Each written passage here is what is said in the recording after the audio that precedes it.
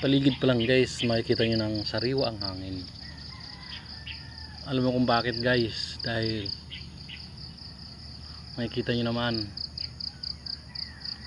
puro kakahuyan ang nasa paligid mo. Lalo dito guys, namimiss ko yung lugar namin. Ganito na ganito, hindi naman ganito guys, kasi malalaking kahoy ang probinsya namin. Virgin forest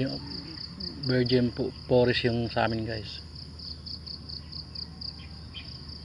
Malalaking kahoy sa Mindanao guys, yan doon talaga sa amin. Makikita nyo guys, talagang dito makikita mo lang ito, mga damo at yung apartment na yan. So dito pala sa kabila guys, medyo napupuno na rin. At actually napuno na rin guys. Magkabilaan kasi yan guys.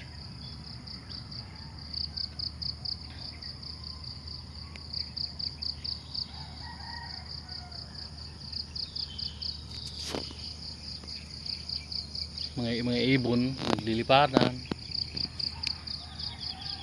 So palatandaan guys na palamig ng ano natin.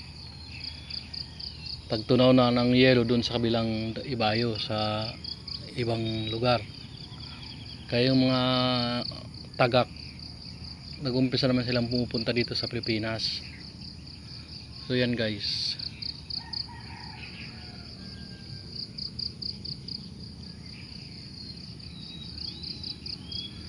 Dahil dito guys sa mundo, hindi tayo nilagay dito upang maging masama guys.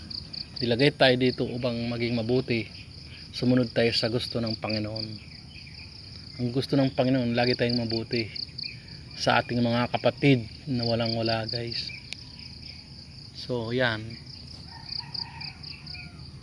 lagi tayong maging handa guys sa pagbabalik ng ating Panginoon. Hindi na tayo bata para pagsabihan tayo ng 3 beses sa 4 beses guys. Walang ibang makapagligtas sa sarili mo kundi sarili mo lang din.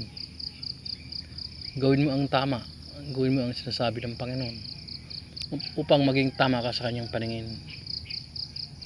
So yan guys, medyo napapalaot na naman ako sa sinasabi ko. So thank you guys, thank you.